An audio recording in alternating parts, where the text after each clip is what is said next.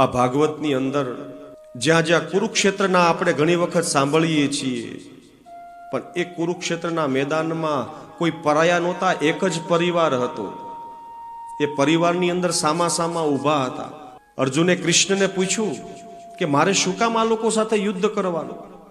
ત્યારે કૃષ્ણએ બહુ સરસ જવાબ આપ્યો કે અર્જુન, આ તારી સામે છે, તારી સાથે નથી. જો તારી સાથે હોત તો યુદ્ધ ન થાત. તારી સામે ઊભા છે. અને હંમેશા નજદીકના વ્યક્તિને જ ખબર હોય છે છૂરો કોણ ભોકી શકે છે, જે બાજુમાં હોય એ જ ભોકી શકે, દૂરનો ન ભોકી શકે. પણ ભગવદ્ ગીતા, શ્રીમદ ભાગવત પુરાણ અન્યાયી સામે લડવાનું અને પુરુષાર્થ, ભક્તિ યોગ, કર્મ યોગ, જ્ઞાન યોગ, આ યોગથી જ બધા કાર્ય નિર્માણ થાય છે. આ સ્કંદની અંદર, ભાગવત પુરાણની અંદર 3 પ્રકારના વક્તા અને 3 પ્રકારના શ્રોતા કીધા છે. ભાગવતકાર કહે છે કે 3 પ્રકારના વક્તા છે. તો પહેલા વક્તા છે સુતજી, બીજા વક્તા છે નારદ મુનિ અને ત્રીજા વક્તા છે શુકદેવજી. શ્રોત્રાની અંદર શૌનક આદિ ઋષિઓ શ્રોતા છે. પછી સામે નારદજીની સામે કોણ બેઠું છે? વેદ વ્યાસ બેઠા છે. અને ત્રીજા શ્રોતા છે એ છે પરીક્ષિત છે. તો ભાગવતકાર કહે છે કે સૌથી ઉત્તમ શ્રોતા અને વક્તા કોણ છે? તો કીધું કે સૌથી ઉત્તમમાં ઉત્તમ વક્તા છે પરીક્ષિત અને શુકદેવજી મહારાજ.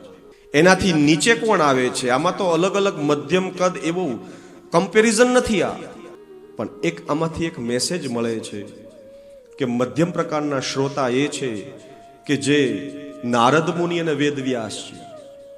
અને સૌથી 3rd નંબરની કેટેગરી આવે છે સુતજી અને શૌનકાદિ ઋષિઓ. તો કે આવું શું કામ બન્યું? ભગવાનની કથા કરે છે, ભગવાનનું યજન કરે છે, તો આમાં કેમ અલગ અલગ લેવલ આપ્યા છે?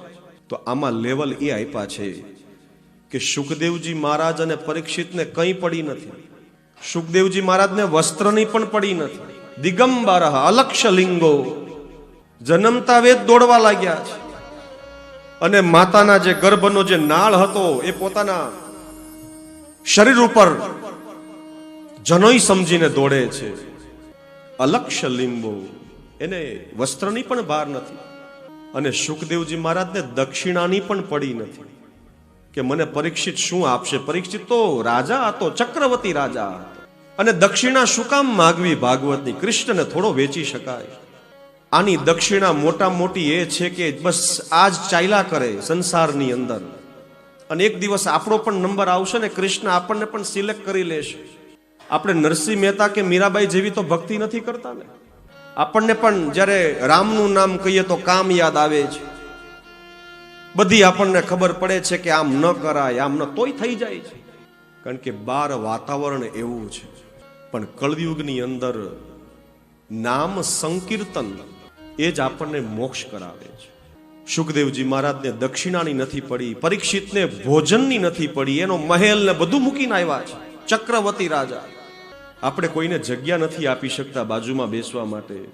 આપણે કોઈને કોઈ એમ કીધું અત્યારે બધું સાંભળશું, પછી કલાક પછી બહાર જશું, તારી ગાડી મને કલાક આપને, એ રહેવા દે ભાઈ. કારણ કે ખબર છે કે ઓલો ગાડી બગાડીને જ લાવવાનો છે, પેટ્રોલ પુરાવાનો નથી.